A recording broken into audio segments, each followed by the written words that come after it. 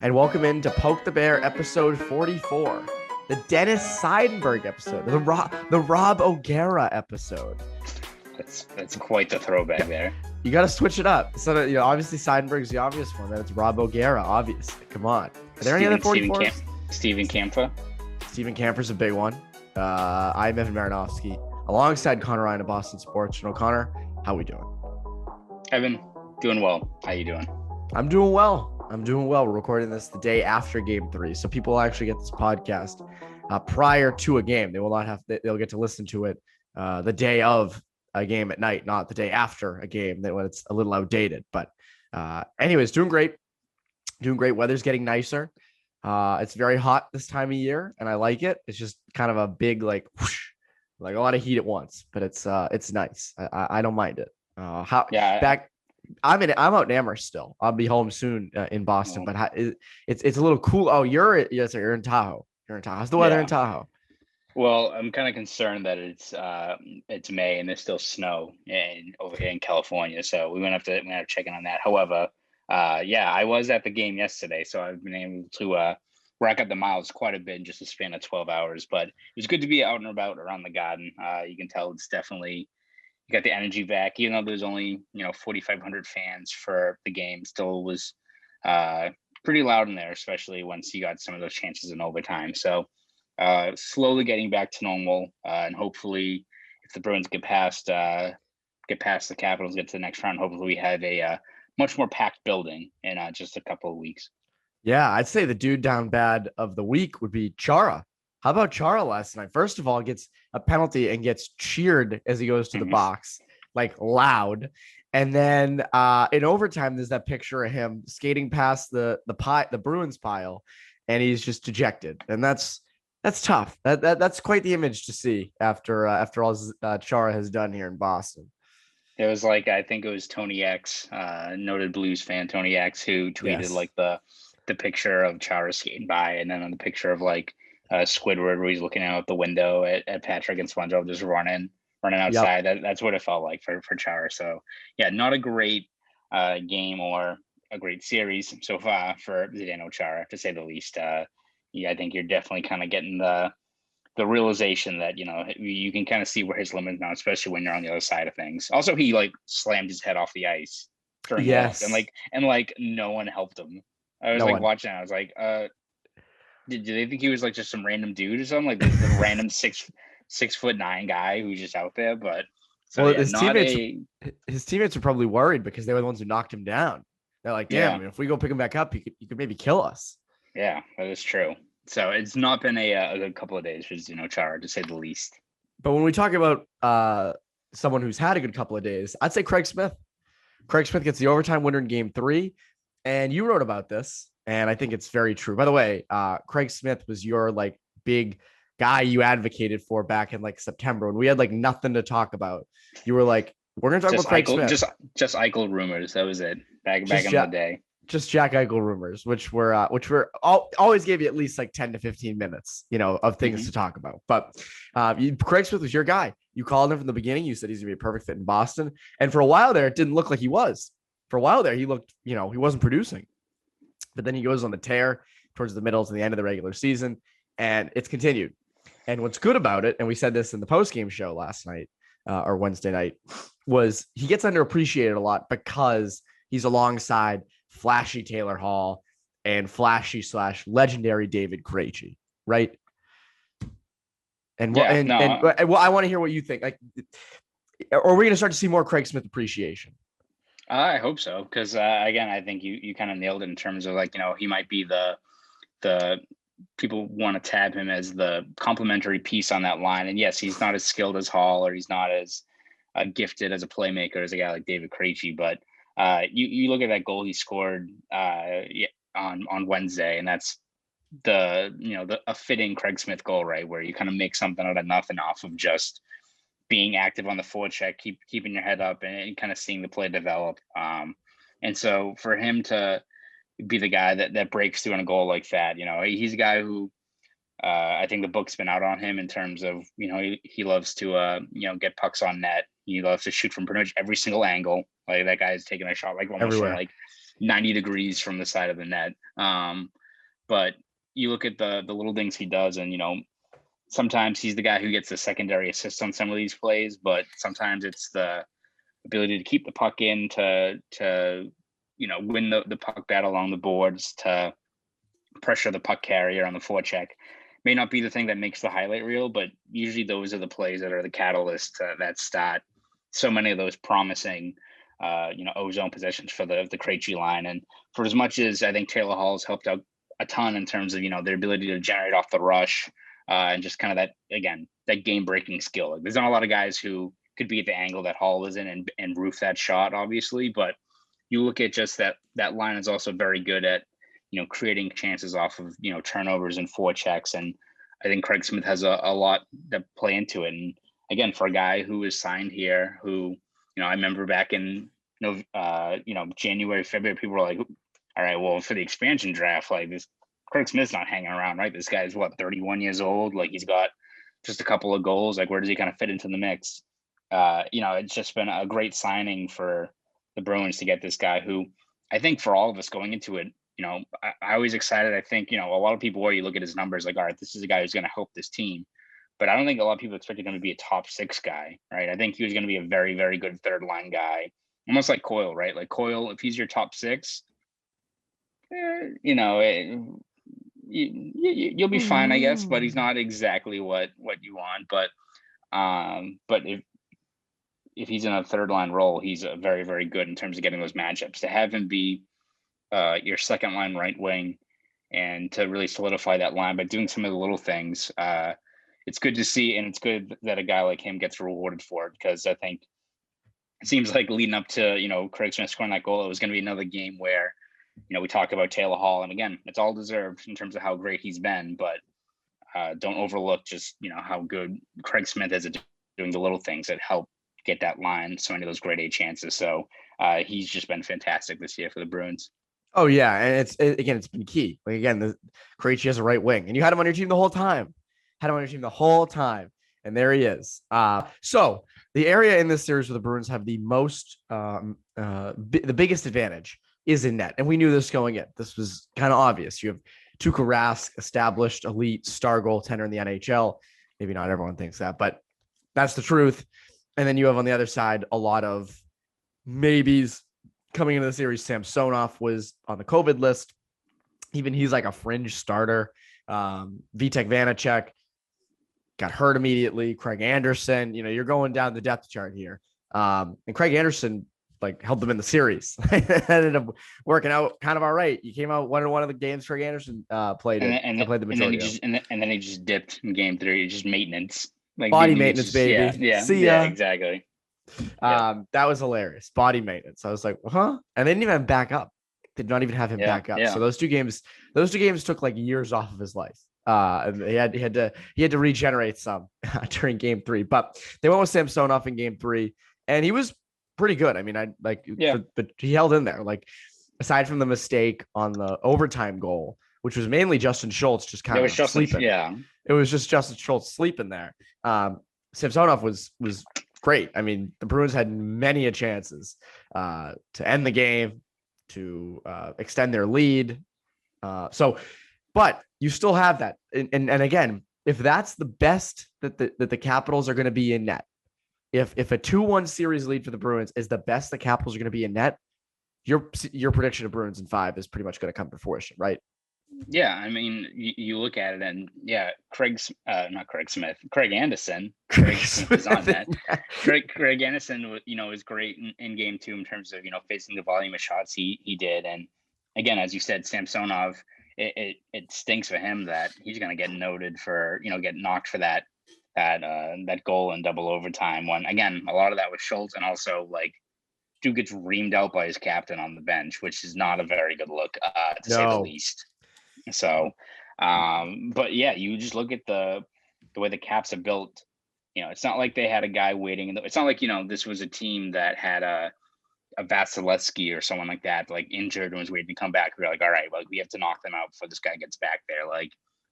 Samsonov is a young, talented goalie, but hasn't really fully put it together this year. So you're throwing him into the fire now.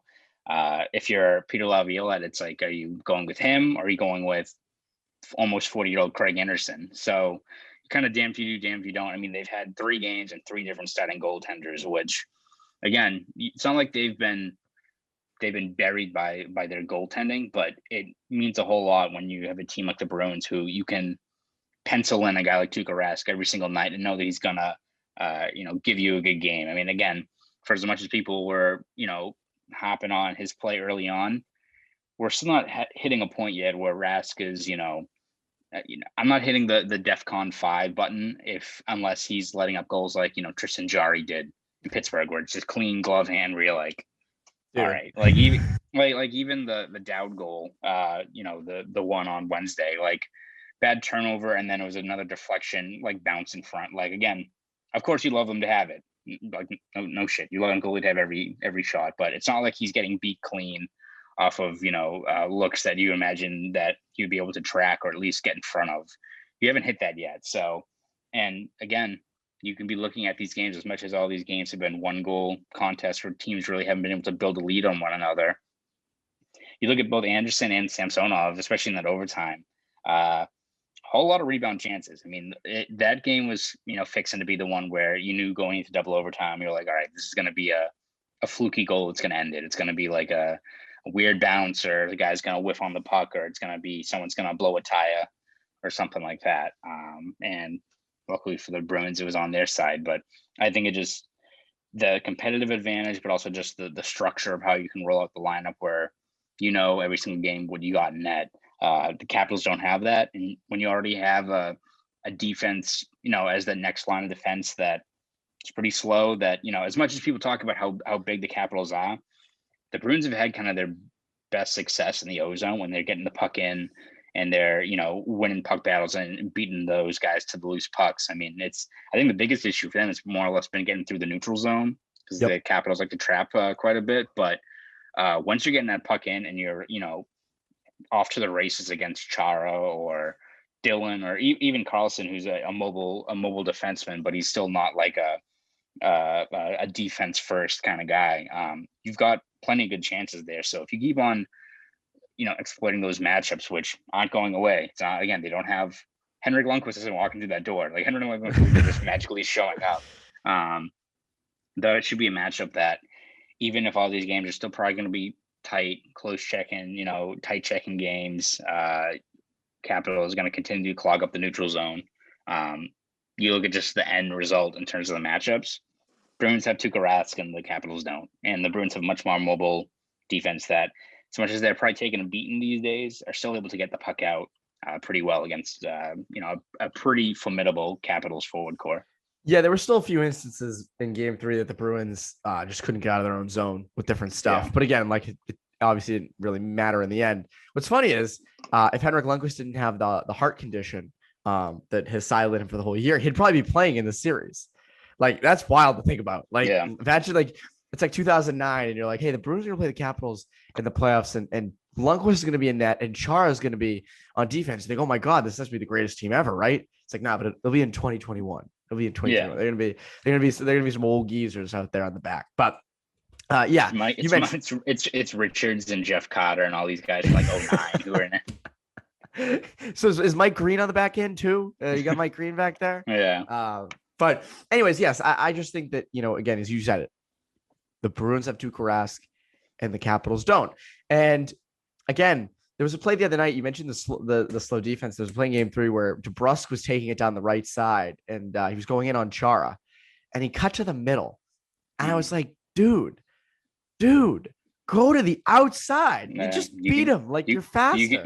You can go in orbit against him if you've got the inside step on him, which DeBrusk definitely does.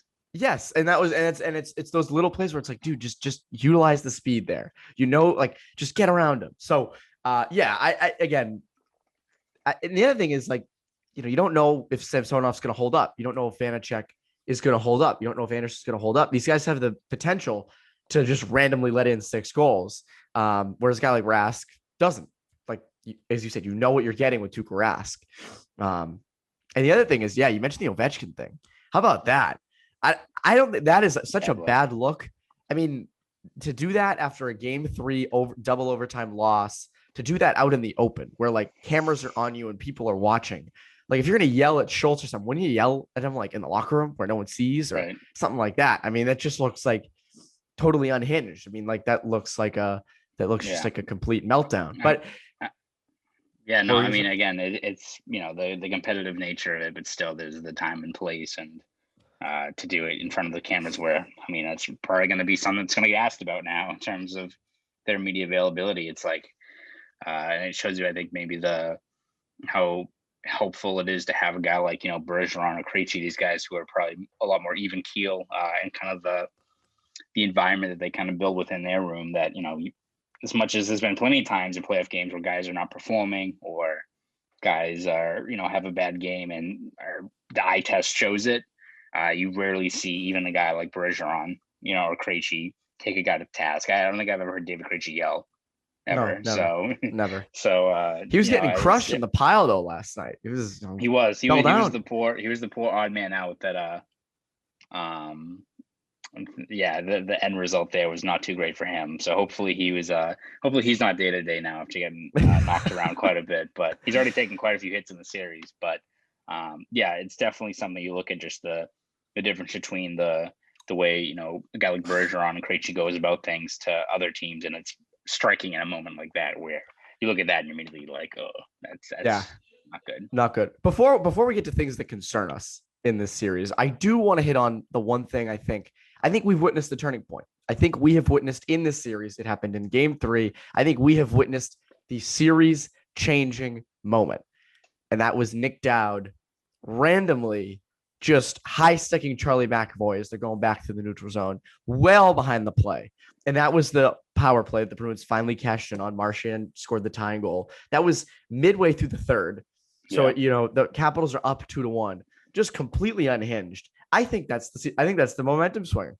I really do. Yeah. Because I think a play like that shows how just completely unhinged the Capitals have become. And you look at, like, you know, they're doing everything they can to take McAvoy out of the play. You look at Hathaway last night hitting McAvoy into the bench. That was well after that McAvoy let the puck go. Like, that was not like that was on the, like, you know, that's as McAvoy skating away. It's not like McAvoy had the puck there.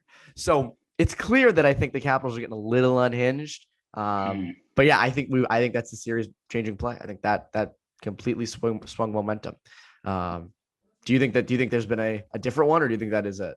No, I mean, I think that's definitely on there, and hopefully they're able to build off it, because I think we're going to talk about it with, you know, concerning things is that power play is if you're able to get back on track. And it's not like the power play was completely stagnant in the game yesterday. They had a lot of great chances, but just weren't able to bury them. So you hope that getting another chance like that, that they got off of that gift of a penalty from Dowd there, will be able to help them get back on track. And it's a little bit of a different look now. We've got Marchand at the net front.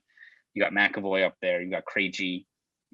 So you hope they build off of it. And yeah, for Dowd, it was a mind-boggling play, right? Because let's be fair, I think Nick Dowd's been awesome in this series. That dude's been everywhere. Oh my God. He's been fantastic. And even like Hathaway, like, dude, it's almost impressive how much of a pain in the ass that guy is. Like, he's another one of those, the cliched guy you hate but would love on your team. Like, that dude's a menace out there. I mean, that guy even. I still look at him as like a store brand Tom Wilson a little bit. Oh yeah, exactly. Well, he sounds like a rival company from like Succession, like, or like a media conglomerate is his name. But yeah, you look at the way he plays too, and obviously him and Dowd are both scoring goals, but just the overall game they kind of play, and it's kind of the same way as the Islanders, where they've got their great fourth line. Like, those are the lines that can really tilt the ice in your favor.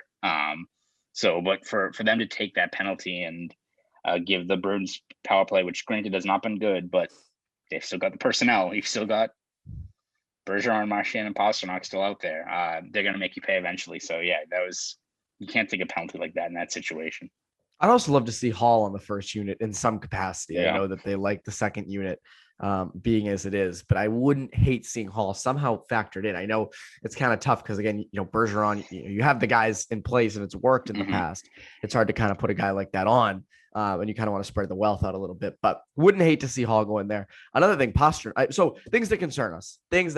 So we mentioned the power play a little bit. Still, though, the Bruins power play looked a lot better than the Capitals power play did. I mean, at least the Bruins were able to like get in the zone and set up. Literally, the only thing was they just could not actually score. The Capitals had a really tough time against the Bruins penalty kill in Game 3, and I think they have all year. Like that's kind of how it's gone.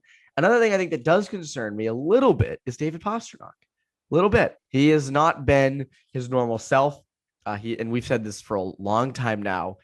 Still was a point per game guy this year, which is funny because like even in a point per game season, we're like, well, but had the turnover on that second goal for the Capitals in Game 3. But I just, we've said this a lot, but it's just not a big desire to get to scoring areas. There's a lot of shots from the outside. It's just not the same. What is it? What's got to change? Yeah, I think probably first and foremost, he just needs to, get a lucky bounce or something to get going. Because it's obvious he's pressing. I think Bruce Cassidy more or less talked about that on Thursday during his media availability that, he's a guy who's trying to do what he can. He's got, I think he had 9 shots on goal. I think he probably had like 14, 15 overall attempts. But again, that stat looks great until you look at the actual game and it's all, shots from outside grade A ice. And, those aren't really going to help you out that much. So he's clearly fighting the puck right now. And he clearly is trying to shoot his way out of it, which sometimes you wish should be more quality over quantity in that situation of just finding those chances. But I think the other thing you have to be concerned about Pastrnak, not just him fighting the puck, which you hope, it feels like he's due, especially against a team with his defense, to just have like a hat trick. It kind of reminds me of like the Bruins Hurricane series back in 2019, where for the first 3 games of that series, it was a lot of like Coyle. The Grizzlies had 2 goals against them in one of those games. They had a pretty close game in Game 3, and then in Game 4. Bergeron like woke up, and I think Bergeron had 2 goals. I think Marchand had a goal. I think they combined for like it was like 5-6 points. So like you can only contain those guys for so long. It feels like that's going to be brewing eventually at one of these games that Pasternak's due for a 2-goal game at some point, which you hope so. But I think the other thing you have to be concerned about with him is just his health, because that play looked very scary yesterday.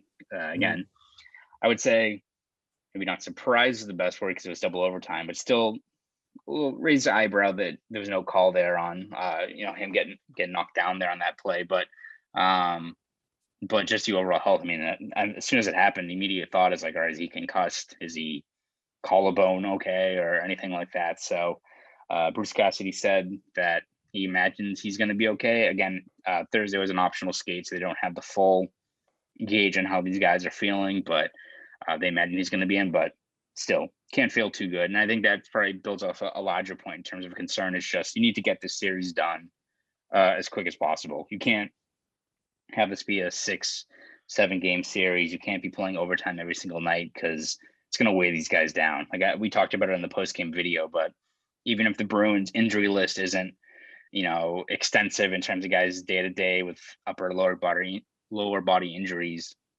I think it's fair to assume, right, that everyone has been banged up quite a bit. Like even, there's guys who were finishing checks all throughout the game. So I don't think anyone's feeling particularly well through 3 games of this series, just to say the least. That's why I think, things that worry me is also, you're going to beat the Capitals. You will. I don't think that's like a crazy thing to say. We both predicted it. You predicted it a lot heavier than I did.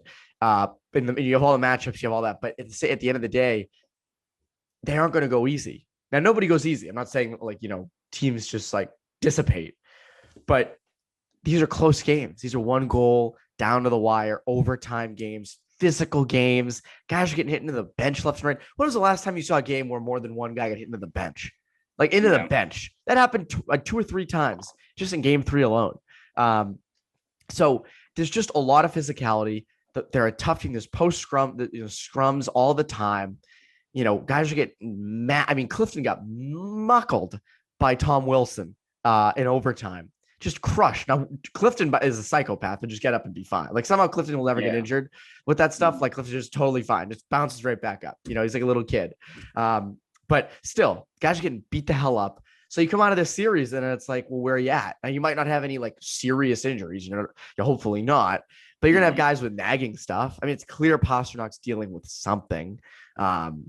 It's clear. It's going to be clear that guys are going to be really burnt out after the series. Now, granted, you have the veteran leadership. You have Bergeron, Marchand, Krejci, even Pastrnak. I mean, these guys have been through this many times now. But still, a series like this, 3 overtimes, 3 games, 1 goal games the whole time.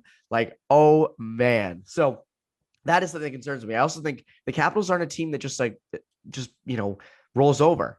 Like this, I feel like even in defeat, they're still going to be, as I just said, very tough. So that is something I'm very concerned about still, is like, and that's not something that just goes away. Like, I don't think there's going to be any, it doesn't feel like we're ever going to see a game where there's even a 2-goal win. It's always just one. If you're not winning by 1 goal, you ain't winning the game. So is there anything else that concerns you?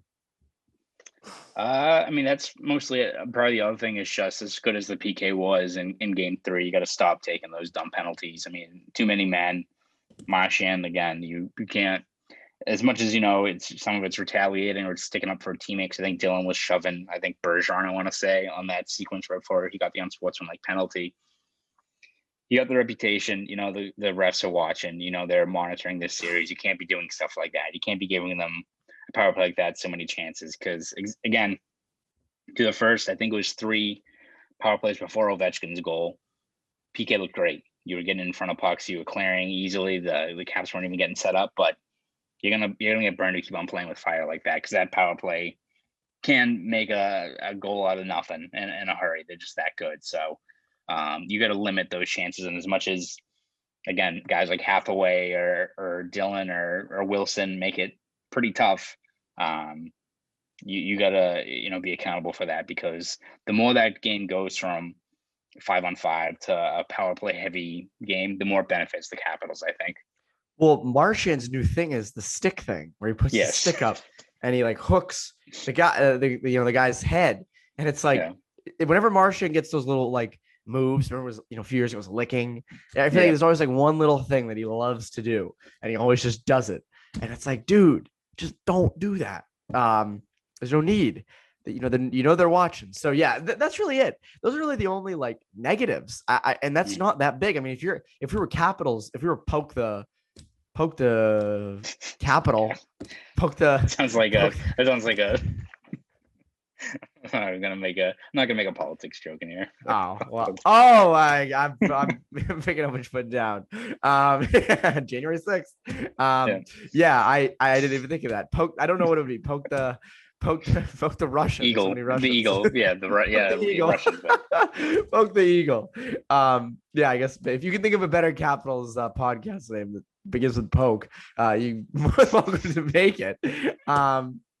But anyways, if we were them, there'd be a laundry list of things. Goaltending. What's Chara doing? What's going on with the defense? We need more scoring out of the Backstrom line and this and that. And so there'd be a lot more to bitch about. Because even last night, the Bergeron line, or game 3, the Bergeron line didn't score any 5-on-5 goals, but they still outchanced the hell out of the Capitals. I think it was 27-11 when they're on the ice. So even in those times, like, if you're not like most years, that'd be a big issue. Them not scoring, because then where else are you gonna get scoring from? But that was no problem on Wednesday night because you had the second line. Still, though, I mean, that's not like a big thing to worry about. So yeah, there's a lot more to worry about if you're poke the eagle. Again, we're not. We'll go poke the eagle. If this Bruins beat, we could say we could say Capitals beat. But this is a little more creative a title, so you got to be a little more creative with that.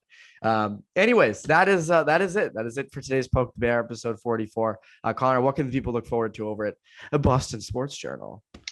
We will continue to be breaking down this series game by game. I think dropping Friday as this podcast goes out, we'll have a breakdown on just how good Charlie McAvoy has been, which we haven't talked about, but I'm sure we will throughout this postseason, because he is playing like a true Norris Trophy contender, as he should be. I don't have a vote this year, but he would be near the top of the list, as I imagine most people probably in Boston who watches him every day. You were telling me the other day, if you had a vote, Hedman would be your first pick, right? You were telling me that the other day. Absolutely not. No. Then Drew Doughty would be number 2. Drew Doughty's number 1, yes. And then Drew Shea Doughty, Weber 3. And then Morgan Riley. Or yes, Morgan Riley would be 3. because he scores a lot of points and he plays for a big team. So, but yes, we will be breaking down Charlie McAvoy and just how good he's been over at BSJ. So subscribe over at bostonsportsjournal.com. Got a new website. Looks fancy schmancy. Looks beautiful. And if you want to follow me on Twitter for all the GIFs and musings and photos of Jack Edwards yelling at the screen as he did after Craig Smith's goal, you can follow me on Twitter at ConorRyan_93. My favorite part of that whole thing is how it's not even Edwards, it's Brick just like staring at the TV with his hands in his pocket, just like, what the hell? And he doesn't even know what's going on behind him. I was worried that he was gonna knock the little divider down. It was gonna be like when Krejci got fucking clocked in that playoff game. Remember when the glass popped out and hit him? Yeah, remember when Petraglia, like in one of his first games coaching with Bruce Boudreau on the other side, just like and they're slamming the stanchion back and forth. Yes. That would be like it just falls on Brick as he's trying to like analyze the play. Sure. That was such a surprise because I haven't been watching it on Nesson. I've been watching it on NBC, so I had no idea that even happened. But that was a crazy call. And you could tell he like really thought about it. Like that is a skill. That is a skill. And then to acknowledge the camera, that is just they're probably like before the game, like, hey Jack, this is a big play. Make a crazy call and then look at the camera. It's gonna go so viral on Twitter. Yes. And he probably was like at the end was like, oh yeah, I gotta look at the camera. He almost forgot. No, it was the complete package. It was the perfect Jack Edwards call. It had everything. But yes, go subscribe to the new website over at BSJ. I'm Evan Marinofski. It's Conor Ryan. This has been Poke the Bear, episode 44. You Poke the Bear listeners, have an amazing rest of your day.